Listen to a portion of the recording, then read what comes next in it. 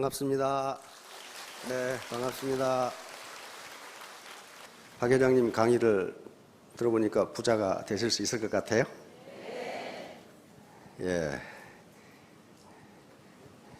여기서는 있을 것 같은데요. 여기 나가면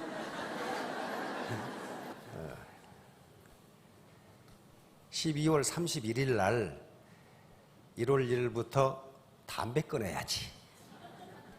1월 1일부터는 다이어트 해야지. 1월 1일은 해. 그런데 2일 날은 조금 이상해져. 한 3일 지나면 작심 3일. 그걸 합리화합니다. 담배 핀다고 꼭 죽나? 처칠은 오래만 살더라. 라든가 미국 사람들은 뚱뚱해도 오래만 살더라. 라든가 그걸 합리화시키는 그런 게 있습니다. 그것을 학술 용어로 심포도 메커니즘이라고 하는 학술 용어가 있어요. 심리학 용어가. 인간은 모두 심포도 메커니즘을 가지고 있기 때문에 이소무화에 나오는 얘기인데요. 여우가 길을 가다가 보니까 포도가 굉장히 맛있게 익었어. 맛있게 익었어. 그걸 따먹으려고 암만 노력을 해도 포도가 높이 있어가지고 못 따먹어. 그럼 어떻게 됩니까? 내가 능력이 없어서 못 따먹는다. 그러면 어떻게 돼요? 자존심이 상해. 따라서 인간은 디펜스 메커니즘을 가지고 있습니다. 방어 기제를 가지고 있어요. 내 자존심을 상하지 않게 하려고 하는 방어 메커니즘이 뭐냐면 심포도 메커니즘이에요.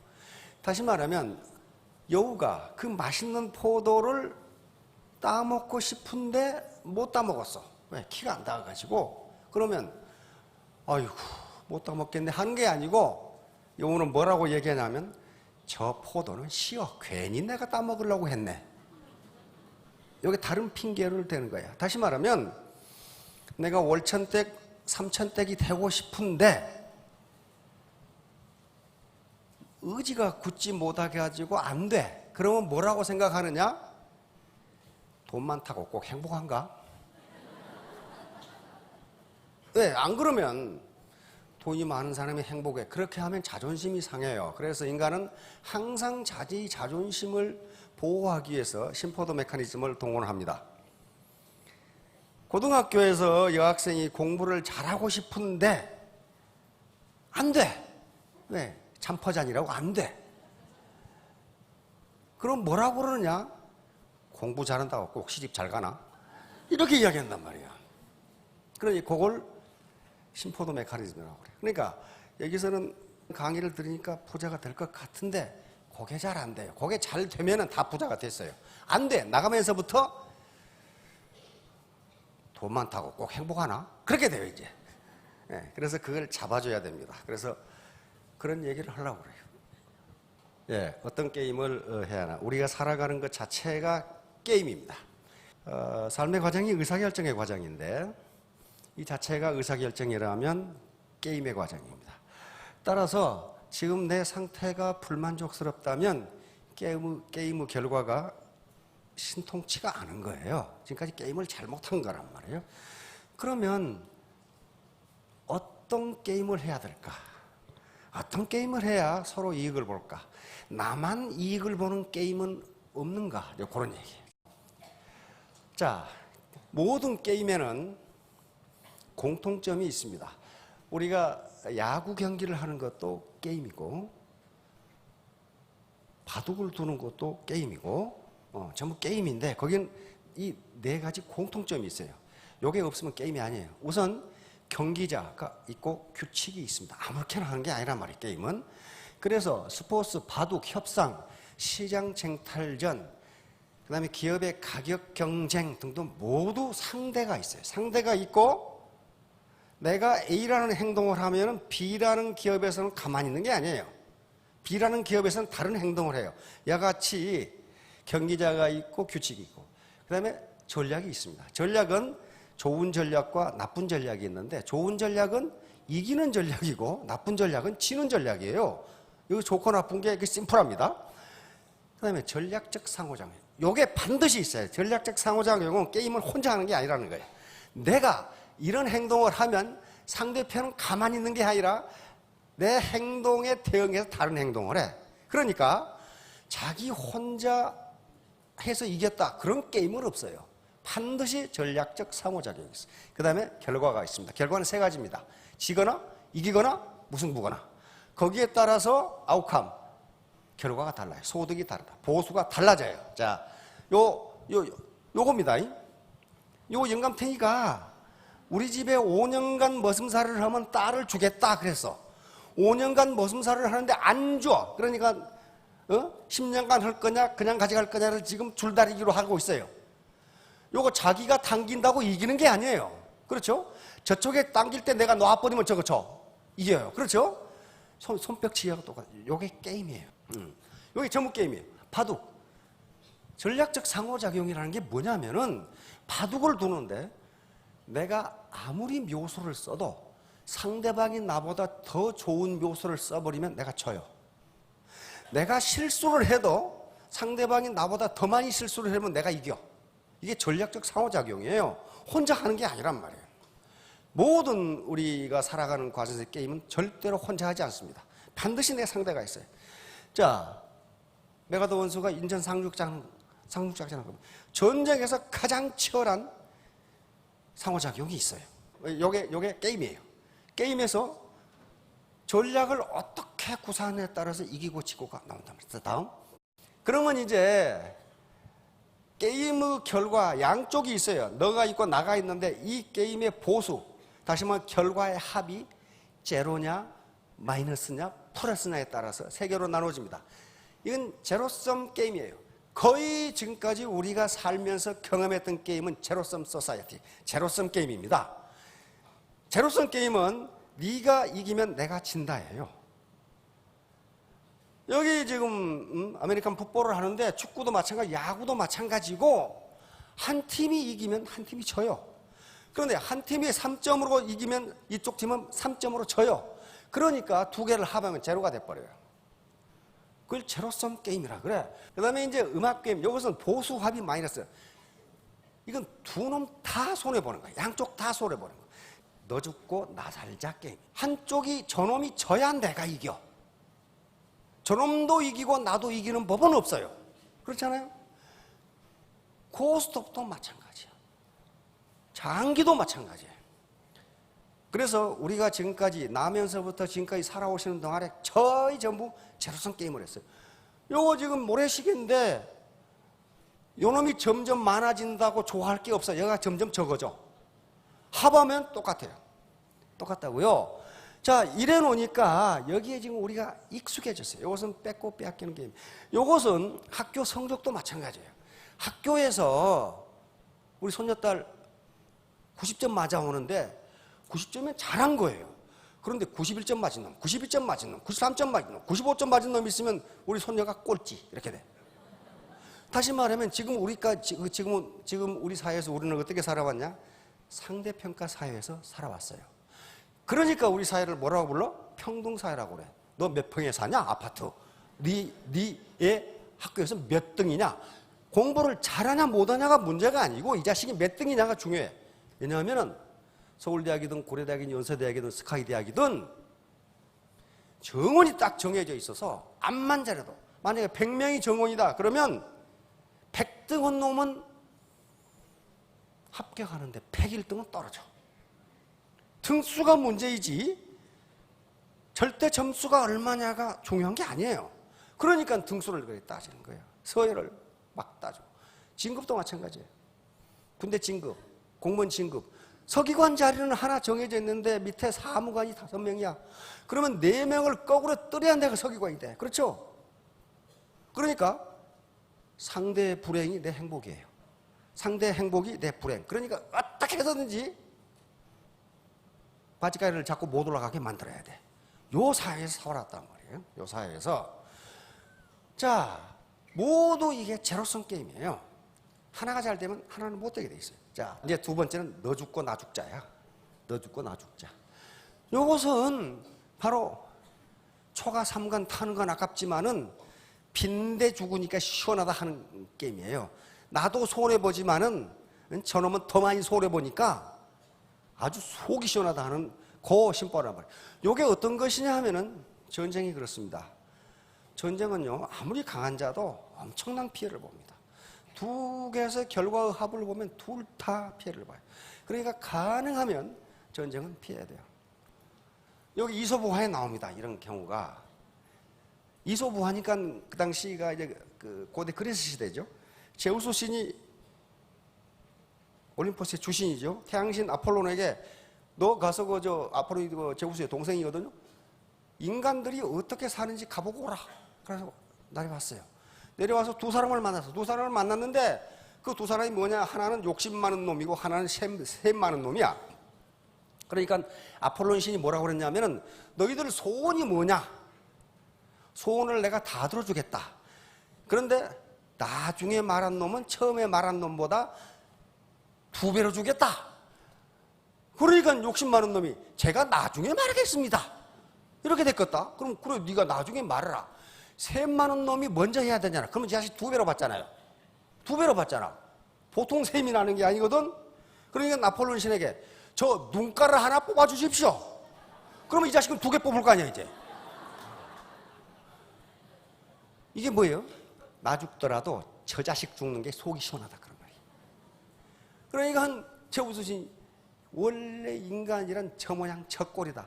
그 말은 이솝이 인간 사회를 어떻게 묘사하고 있는가를 할 수가. 이게 너 죽고 나 죽자야. 자, 이제 우리가 하는 것은 너 살고 나 살자예요. 그래서 윈윈, 이 상생 게임, 심바이오틱 게임이. 이것은 공생인데 공생의 가장 너 살고 나 살자. 그리고 소득도 플러스다. 요거예요. 청년과 아가씨가 만나서 하나가 됐는데 하나가 또 나왔어. 그렇죠? 다시 말하면 1 플러스 1이 2가 된 게 아니라 3이 됐어요. 3이 됐잖아요. 이게 파지티브성 게임이에요. 서로 이익이 돼요. 서로. 자, 아프리카에 요 흡열 박쥐가 있는데 박쥐는 굉장히 예민하답니다. 예민한데 흡열 박쥐는 큰 동물에서 피를 빨아먹고 사는 건데 저녁에 나가서 그 큰 동물을 만난다는 것을 보장할 수가 없다는 거예요. 큰 동물이 그렇게 많은 것이 아니니까. 그래서 어떻게 하느냐. 그런데 이 종족이 멸종하지 않고 흡열박쥐가 계속 살고 있다는 거예요.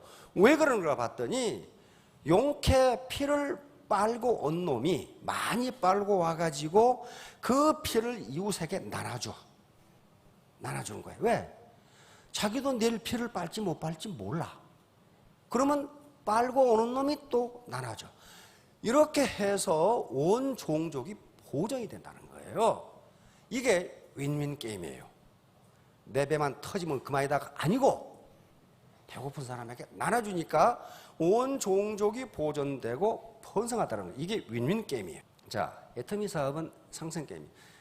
저는 이걸 공생 비즈니스라고 합니다. 심바이오틱 비즈니스라고 하는데 제로성 게임이 결코 아니에요. 애터미는 제로성 게임이 결코 아니에요. 그러니까 일반적으로 모든 조직은 이와 같이 피라미드 조직입니다. 그러니까 계장에서 과장, 과장에서 부장, 부장에서 이사에 올라가려면, 상무에 올라가려면 계속 떨어져 나가야 돼요. 그러니까 서로 제로성 게임을 하지 않을 수가 없어요. 그런데 애터미 조직은 이렇게 된 게 아니에요. 이렇게 생겼거든. 이렇게 생겨가지고 여기서 죄다 만나게 돼 있어요. 그러니까 이 피라미드 조직이 상대평가라면 이건 절대평가예요.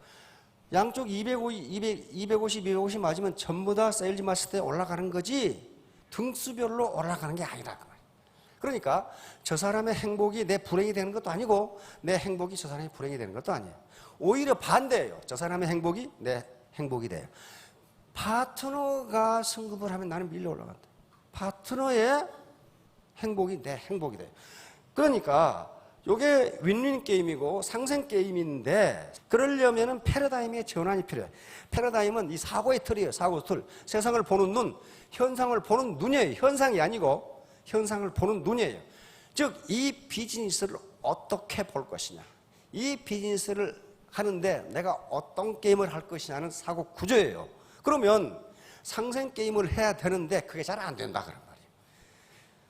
패러다임을 바꾸는 게 쉬운 일이 아니에요. 그러면 왜 안 되느냐는 말이죠. 바로 패러다임 전환. 이 사람이 토마스 쿤이라고 하는 사람인데 패러다임이란 말을 처음 사용한 사람이고 20세기 가장 영향을 많이 미친 과학자 중에 한 사람으로 칩니다.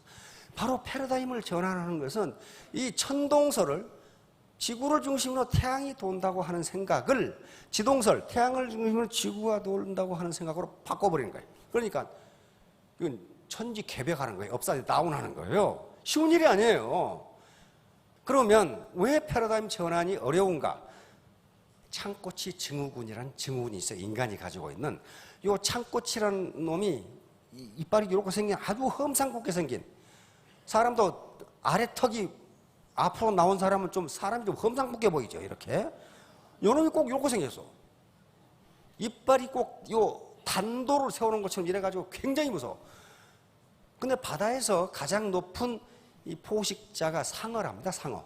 근데 이 상어들이 요놈한테 쫓겨난대요. 왜냐하면 상어는 혼자 돌아다니는데 이 녀석들은 이렇게 돌아다녀. 이렇게. 떼거리로 돌아다녀. 거기다가 돌진하는 속도가 뭐같이 보여요? 창같이 보여요. 그래서 이름을 창꼬치라고 지었어요. 워낙 시속 40km로 달려가니까 옆에 다른 고기가 있어가지고 지나가면서 얻어맞아도 죽는데 그놈이 절도를 해버릴 정도로 그렇게 빨라요. 요 놈이에요. 그러니까 굉장히 공격적인 고기예요. 그래서 이 고기를 가지고 마이애미 대학의 두 해양생물학자가 실험을 했습니다. 여기다가, 여기 좀 수조입니다. 수조, 큰 수조에다가 여기다 고등어를 넣고, 창꼬치의 밥입니다. 여기다 창꼬치를 넣고 가운데다가 투명한 유리벽을 막았어요. 고등어가 이렇게 돌아다니니까 이놈의 어떻게 시속 40km로 공격을 해. 이걸 잡아먹으려고. 그런데 눈에는 안 보이는데 뭐지 꽝 부딪혀. 유리벽이죠. 그런데 이놈은 포기 안 해. 워낙 사나운 놈이라 계속 부딪히는데 안 돼. 안 되니까 부딪히는 횟수가 점점 적어져. 그러다가 어느 날 아예 공격 자체를 안 해. 안 되는구나. 그렇게 안 되는구나. 나는 해도 안 되네.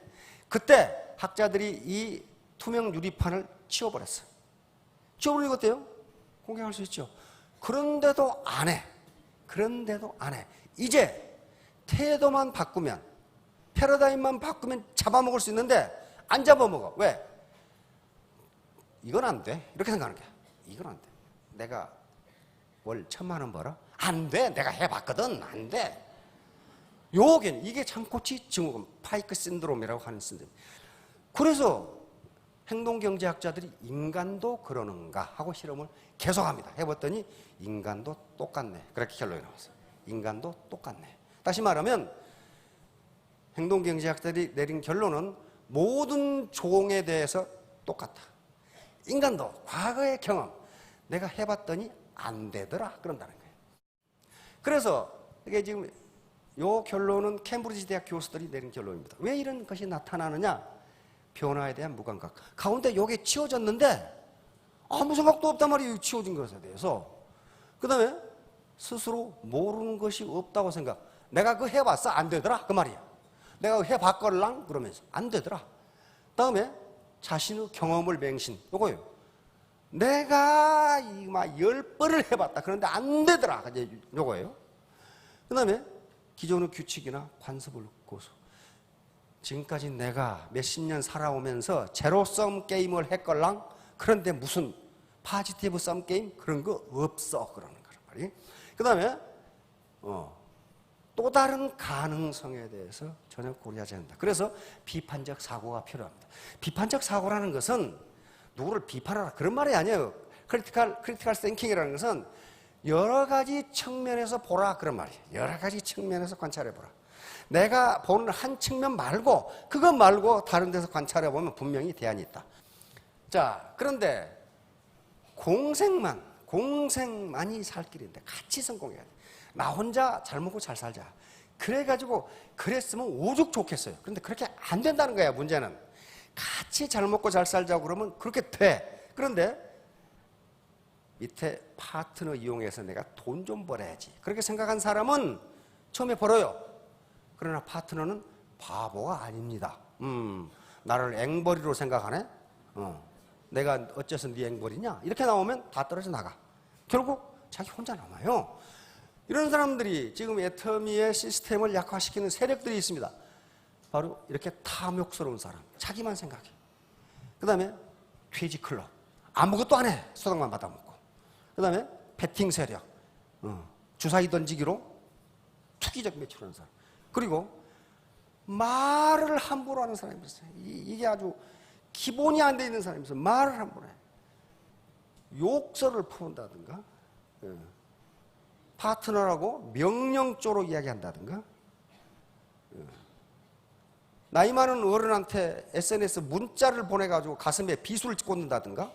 그렇게 되면 어떻게 되느냐? 이렇게 되면은요, 애터미 시스템이 무너집니다. 애터미 시스템이 무너지면 미안하지만 한 푼의 돈도 벌 수 없어요. 자기가 똑똑한 것 같지만은 한 푼의 돈도 벌 수 없어요. 자, 결론입니다. 화이부동.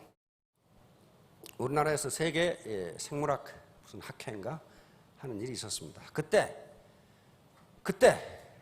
그 타이틀이 화이부동이었어요. 화이부동.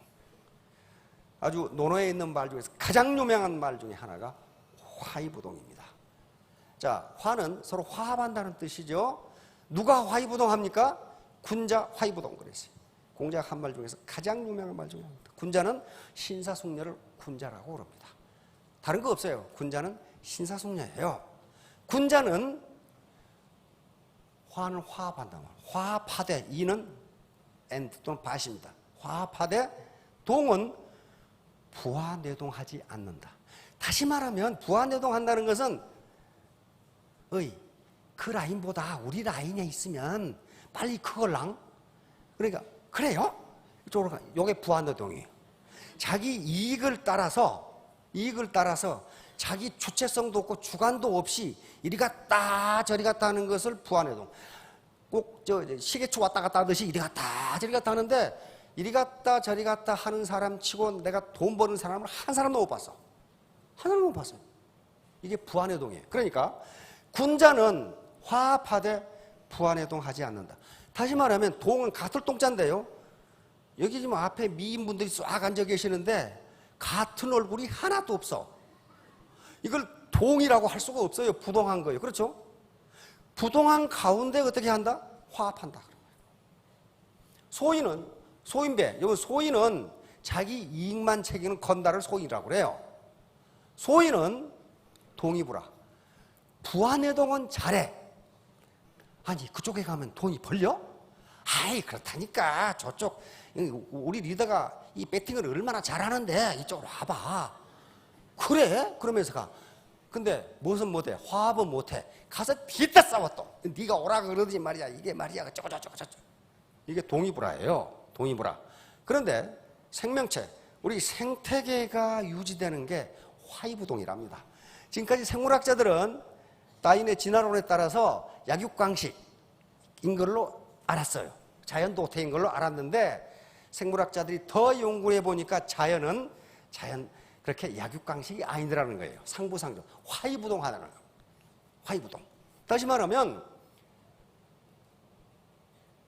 배부른 사자가 사냥하는 거 봤어요? 옆에서 초식동물들이 풀 뜯어먹고 있어도 소, 닭 보도 눈만 꺼먹꺼먹하고 있어. 다시 말하면 자기 배를 일단 채우면 더 이상 먹지 않는다. 더 이상 죽이지 않는답니다. 더 이상 죽이지 않는다. 약육강식이 아니라는 거예요. 그리고 뭘만 잡아먹어요? 쑥 보고 있다가 병든 녀석, 늙은 녀석. 사람 늙은 녀석이라고 하면 안 됩니다. 늙은 녀석. 저건 다리 다쳐가지고 도저히 어떻게 할 수 없는 놈. 그런 초식동물만 잡아먹어요.